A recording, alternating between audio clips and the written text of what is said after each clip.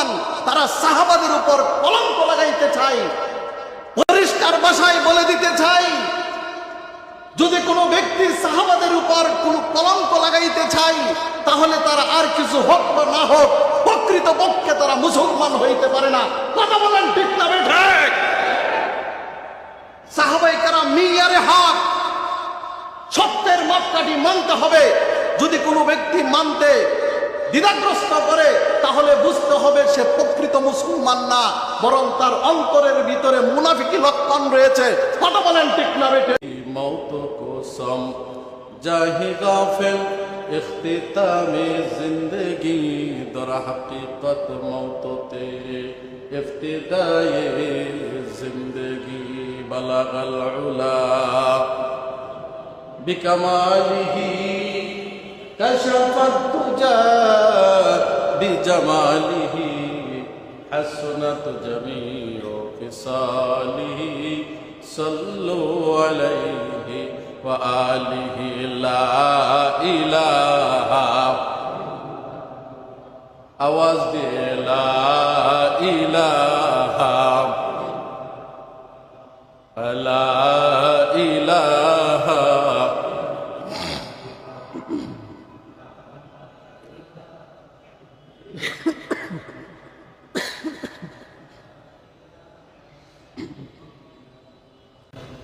ला इलाहा इल्लल्लाह मुहम्मदुर रसूलुल्लाह।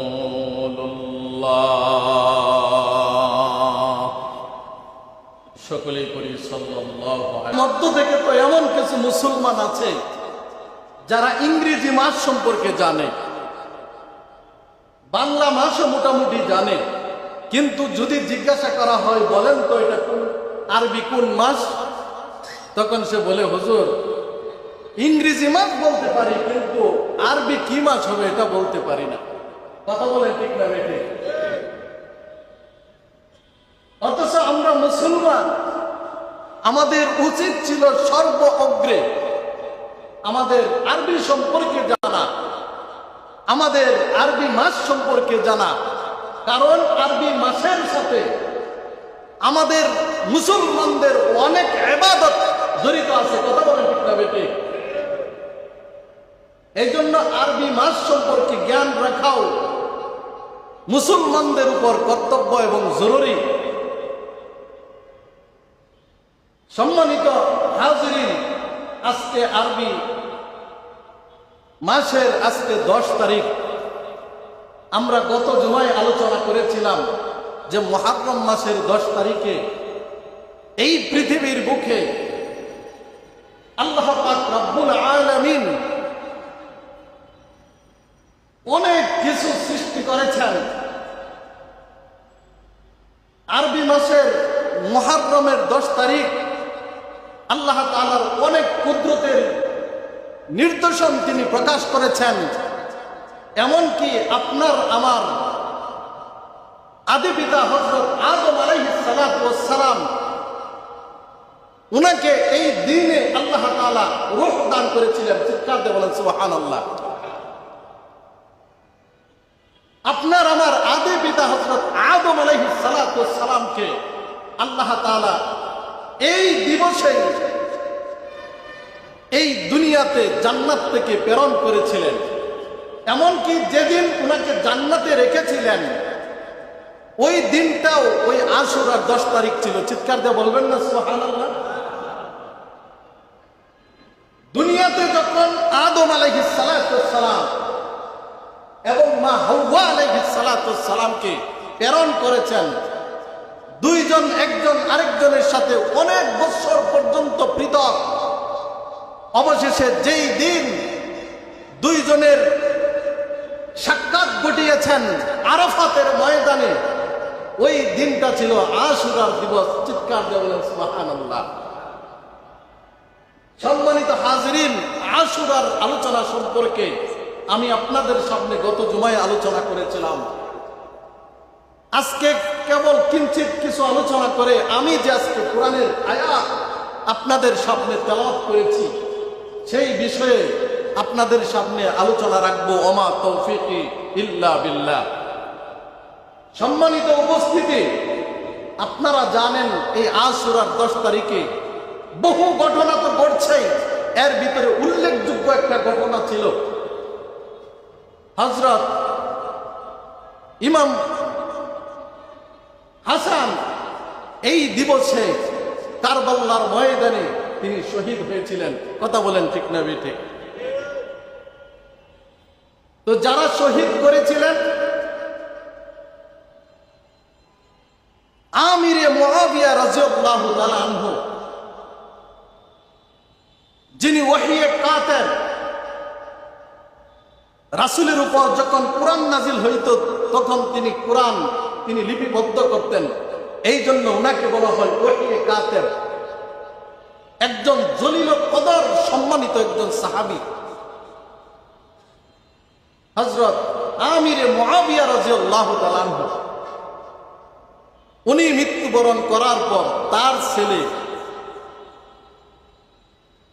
তার উরজ্জাত সন্তান, যিনি খেলাফতের মসনদ দখল করেছিলেন, অন্যায়ভাবে পরবর্তীতে এই খেলাফতের জের ধরে আল্লাহ রাসূল সাল্লাল্লাহু আলাইহি ওয়াসাল্লামের প্রিয় নাতনি, তিনি মক্কা এবং মদিনা ছেড়ে তিনি কুফায় চলে গিয়েছিলেন।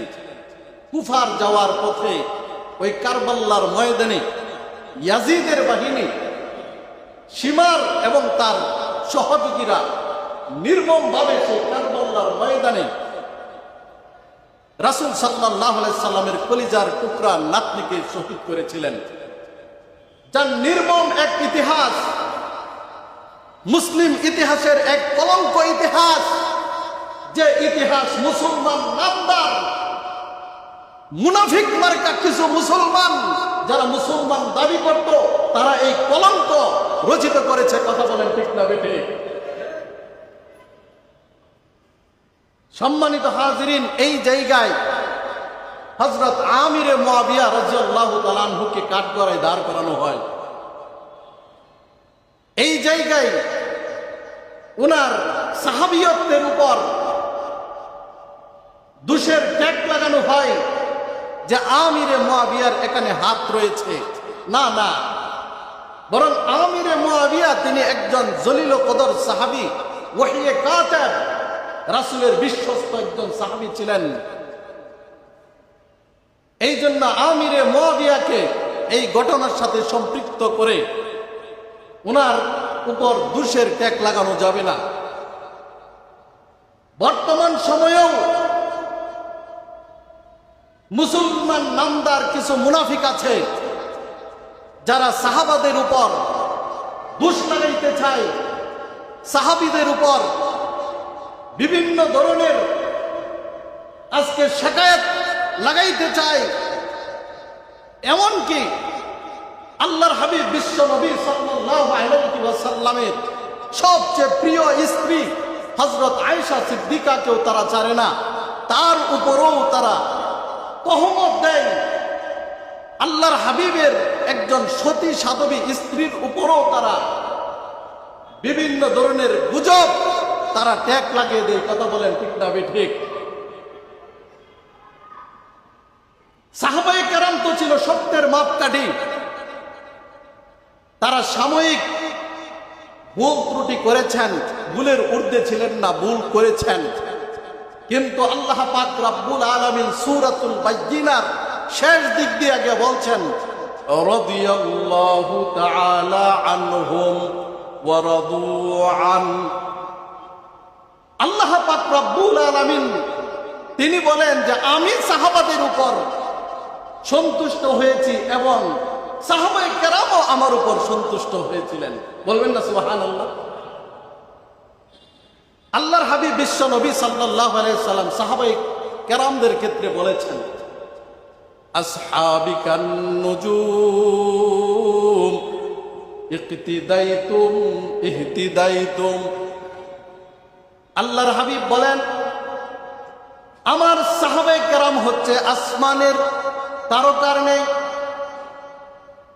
দুনিয়ার কোন ব্যক্তি যদি আমার কোন একজন সাহাবীর অনুসরণ করে তাহলে সে যেন হেদায়েতের উপর রইল এবং সে যেন সঠিক পথ অবলম্বন করলো। চিৎকার দিয়ে বলেন সুবহানাল্লাহ।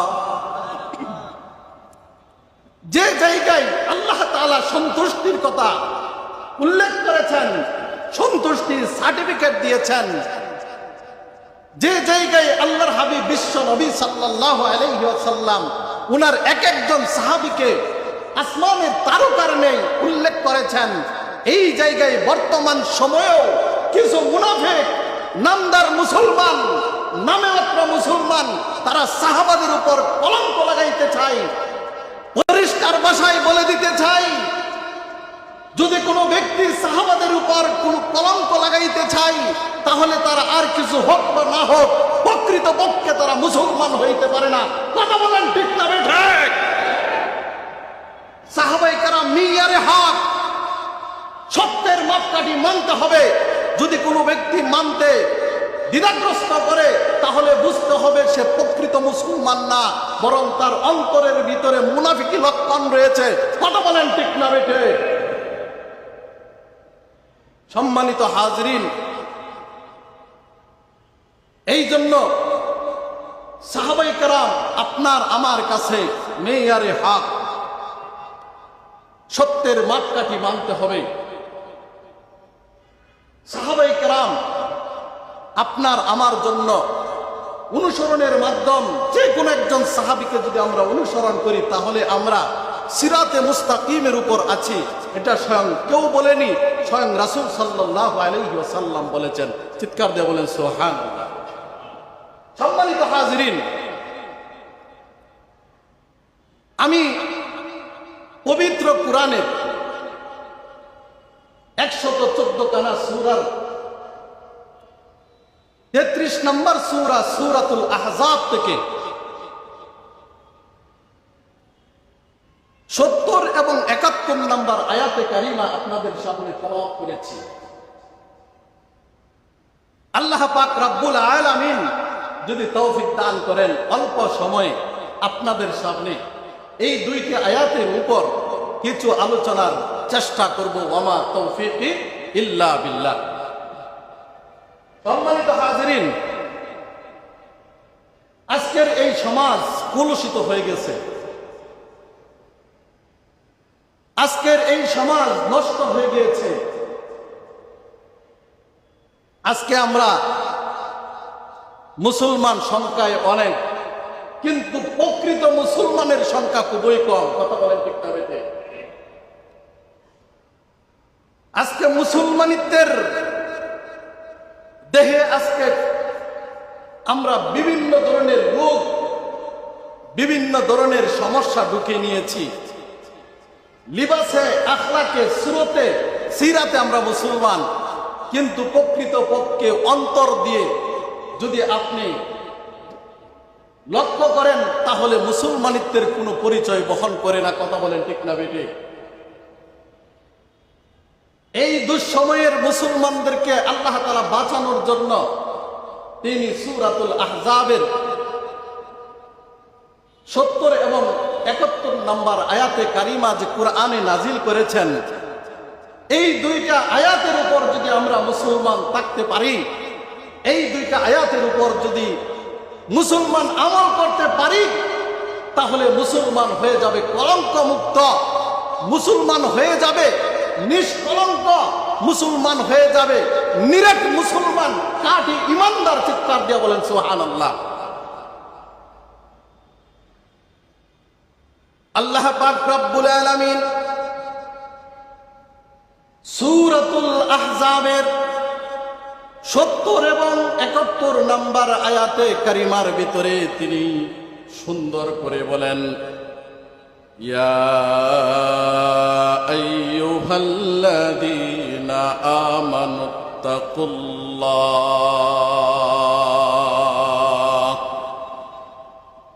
আল্লাহ পাক রব্বুল আলামিন বলেন, ও দুনিয়ার ঈমানদারেরা, তোমরা আল্লাহকে ভয় করো। এরপরে আল্লাহ তাআলা বলেন ওয়াকুলু কাওলান সাদীদা। দ্বিতীয় নম্বর কাজ করবে, তোমরা সদা সর্বদাই সত্য কথা বলবে, সরল কথা বলবে, কখনো মিথ্যা কথা বলবে না, অন্যায় অপরাধযুক্ত কোনো কথা বলবে না।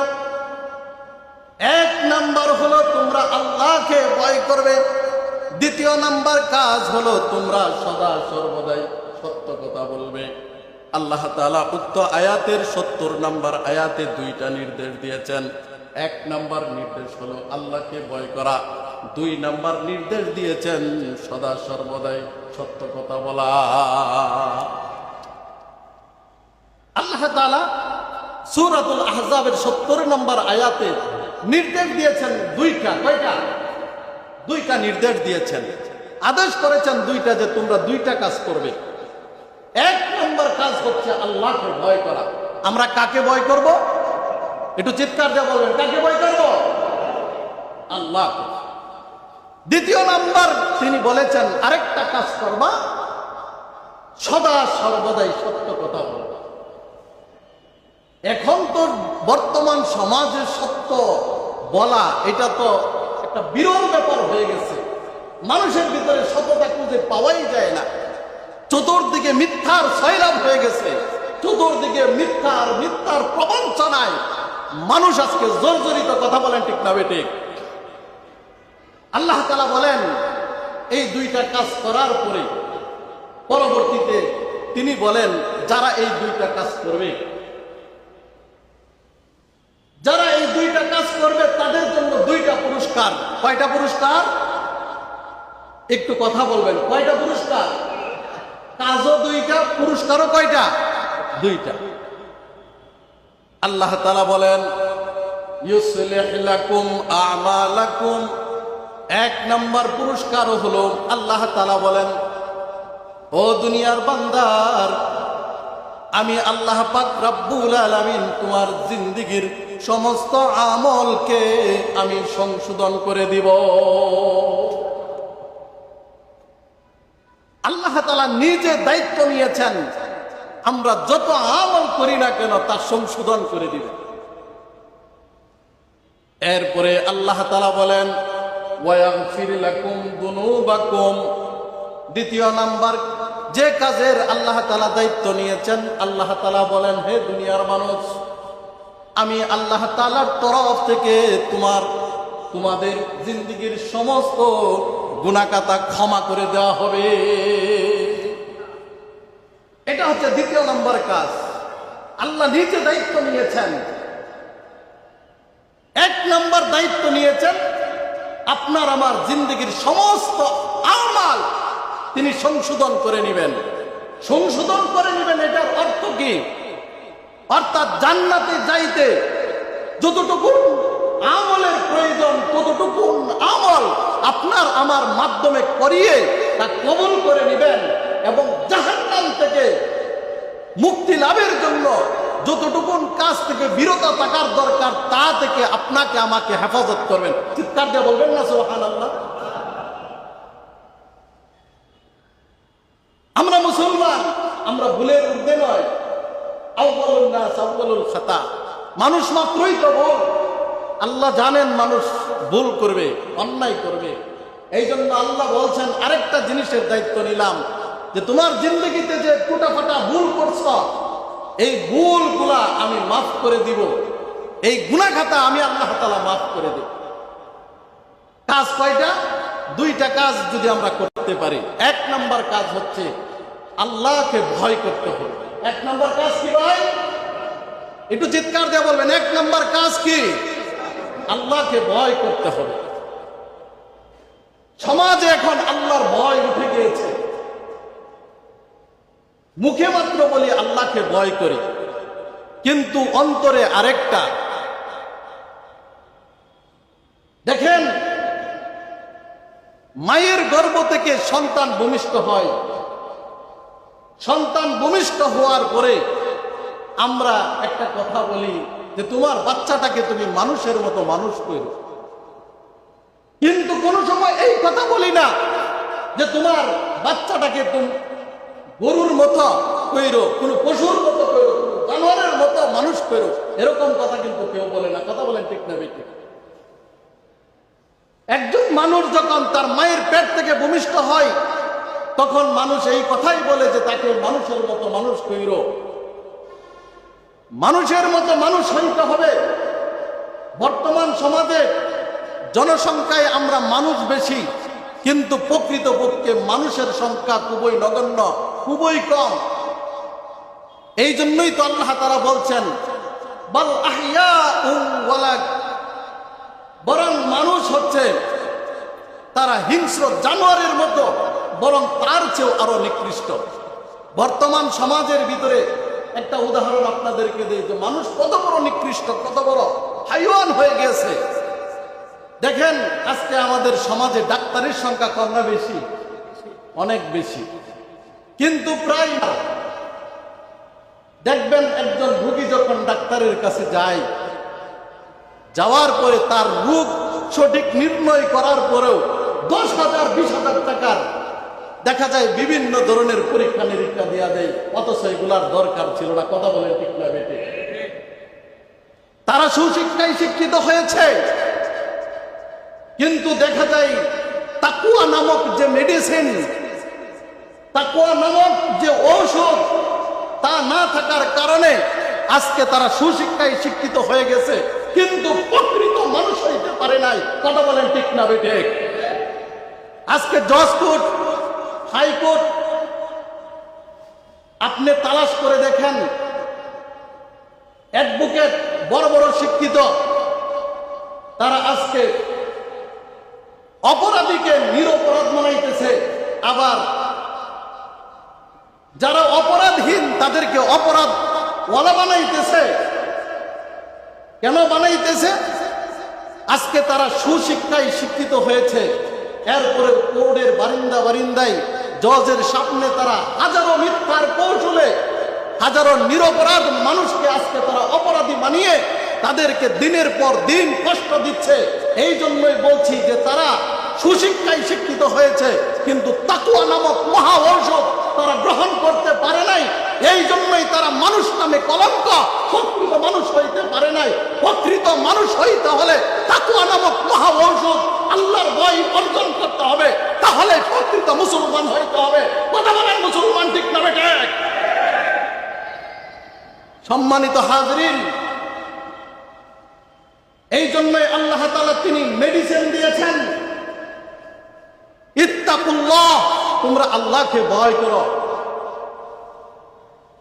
আমরা আজকে নামে মাত্র আল্লাহর কথা বলি, কিন্তু প্রকৃত ভয় অন্তরের ভিতরে ঢুকাইতে পারি না।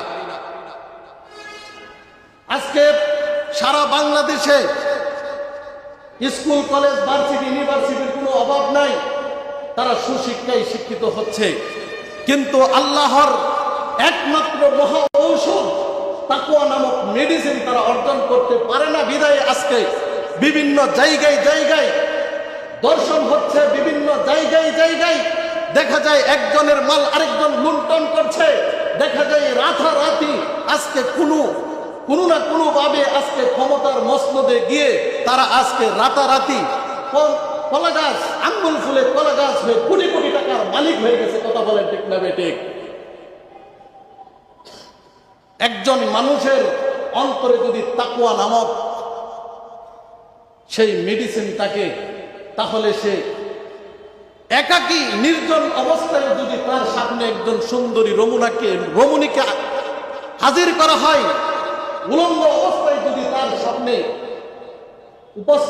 উপস্থাপন করা হয়, এরপরেও তার সেই দিলের ভিতরে আল্লাহর ভয় থাকার কারণে ওই সুন্দরী রমণীর সাথে সে জিনা করতে সে আগ্রহ প্রকাশ করবে না। কথা বলেন ঠিক না বেঠিক? এই জন্যই প্রকৃত শিক্ষার দরকার, কোরআনের শিক্ষা, রাসূলের শিক্ষা। এই দুই শিক্ষায় যদি আমরা শিক্ষিত হইতে পারি, তাহলে সেই তাকওয়া নামক মেডিসিন আপনার আমার অন্তরে প্রবেশ করবে।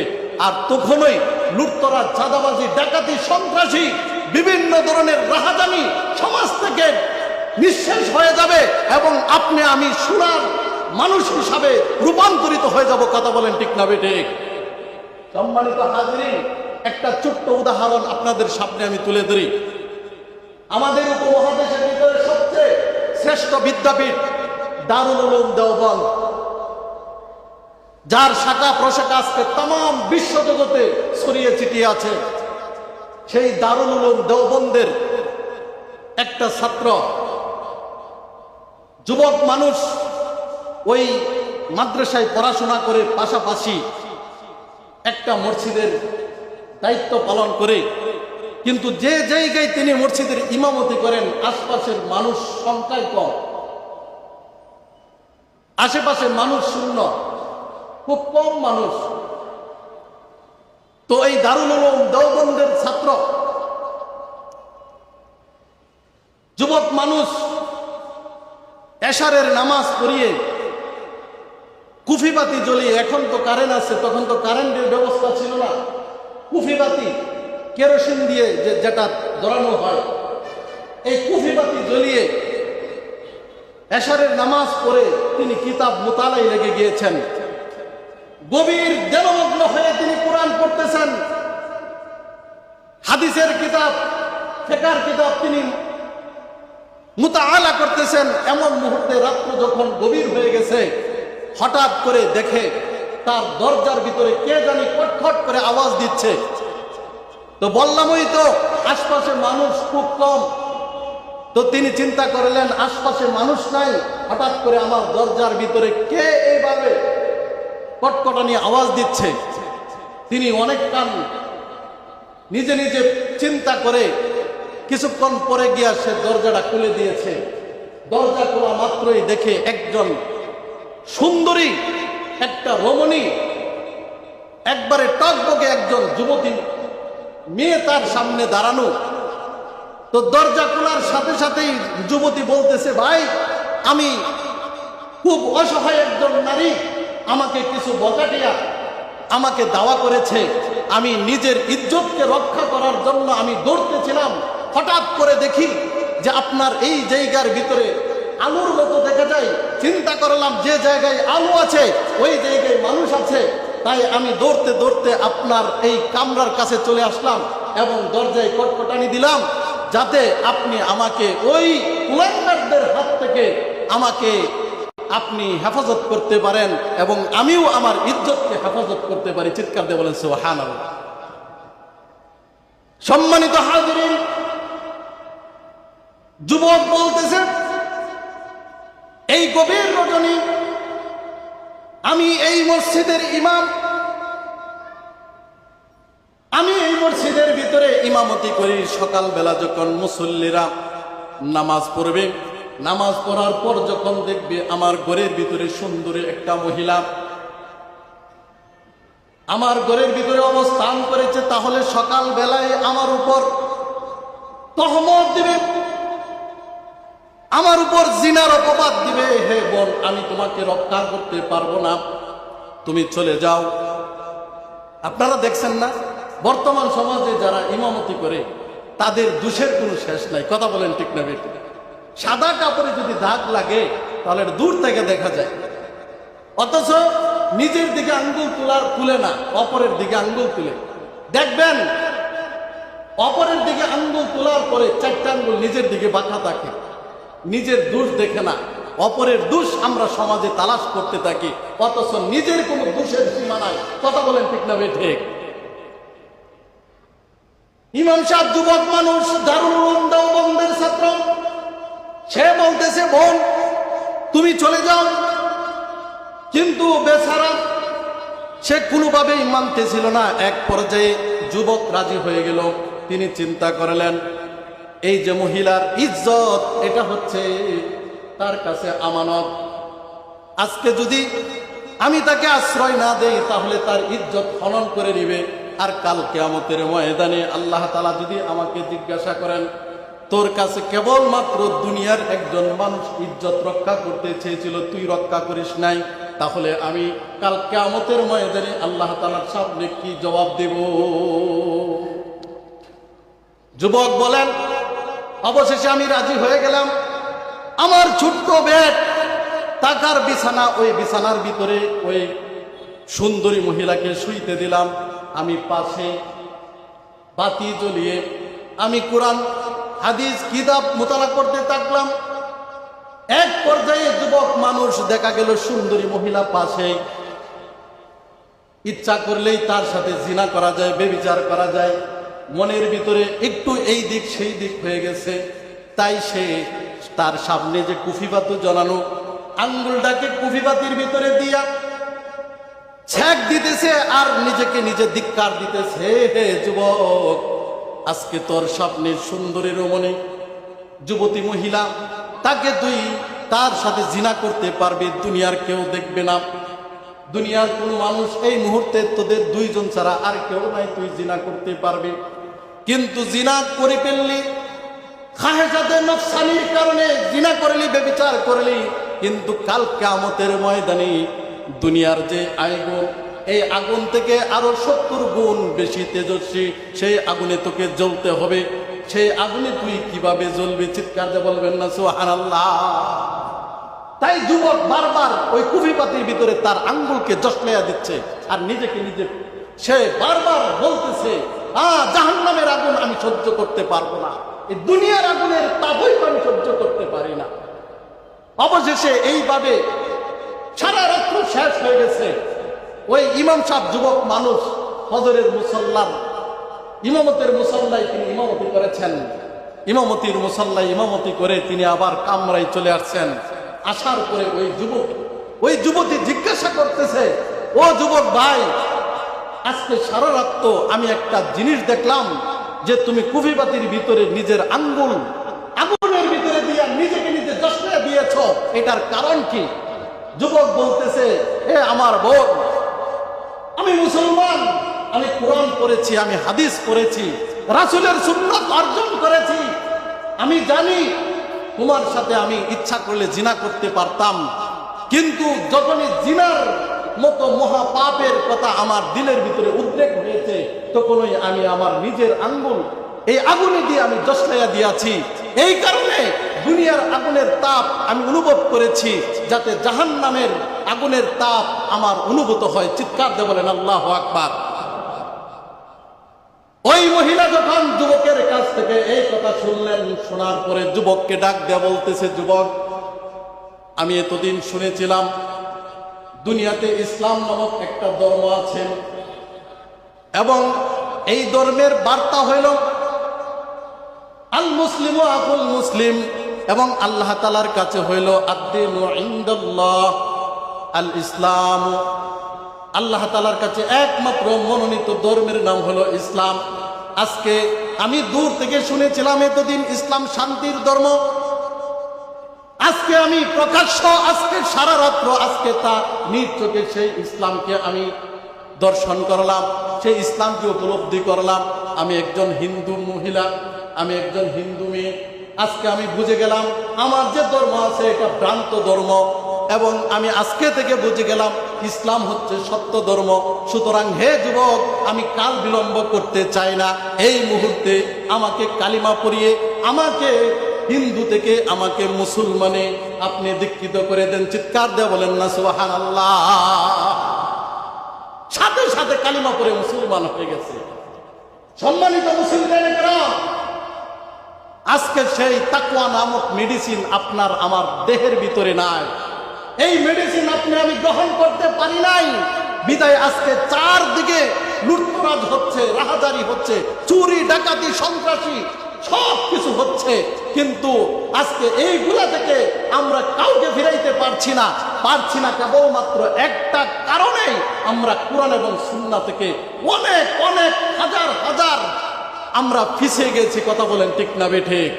এই জন্যই রাসূল বলছেন, তারাক্তু ফিকুম আমরাইন লান তাদিল্লু মা তামাসসাকতুম বিহিমা কিতাবাল্লাহি ওয়া সুন্নাত রাসূলি।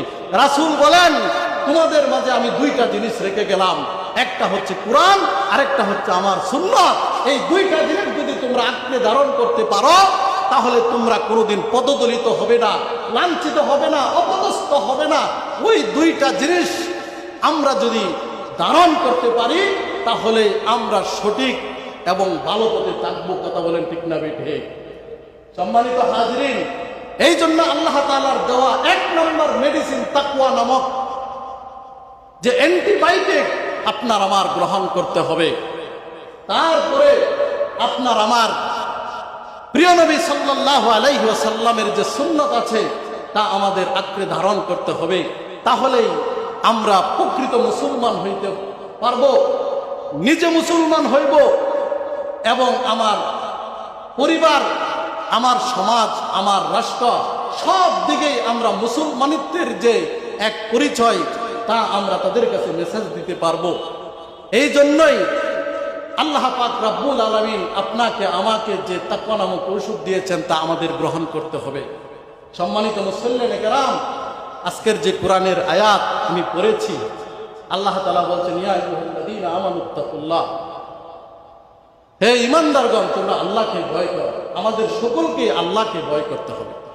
এরপরে বলছেন ওয়াকুলু কাওলান সাদীদা, সদা সর্বদাই সত্য কথা বলতে হবে। ফাঁসির কাস্তে ঝুলতেও, ফাঁসির কাস্তে যদি আমার ঝুলা লাগে তারপরে ওই জায়গায় গিয়া আমি সত্য কথা বলবো, মিথ্যা কথা বলবো না। এরপরে আল্লাহ বলছেন এই দুইটা কাজ যদি তুমি করতে পারো তাহলে আমি দুইটা পুরস্কার দিব। ইউসলিহ লাকুম আমালাকুম, তোমার জিন্দেগীর আমলকে আমি সংশোধন করে আমি তা গ্রহণ করে নিব। ওয়াগফির লাকুম যুনুবাকুম, এবং আমি তোমার জিন্দেগীর গুনাহখাতা মাফ করে দেব। চিৎকার দেয়া বলেন সুবহানাল্লাহ। আল্লাহ তাআলা আপনাকে আমাকে দুইটা কাজ করার তৌফিক দান করুন এবং আল্লাহ তাআলার তরফ থেকে দুইটা পুরস্কার অর্জন করার আল্লাহ তাআলা আপনাকে আমাকে তৌফিক দান করুন। সকলে বলে আমিন। ওয়া আখিরু দাওয়ানা আনিল হামদুলিল্লাহি রাব্বিল আলামিন। আমরা যারা সুন্নাত পড়ি নাই সুন্নাত পড়ে নেই।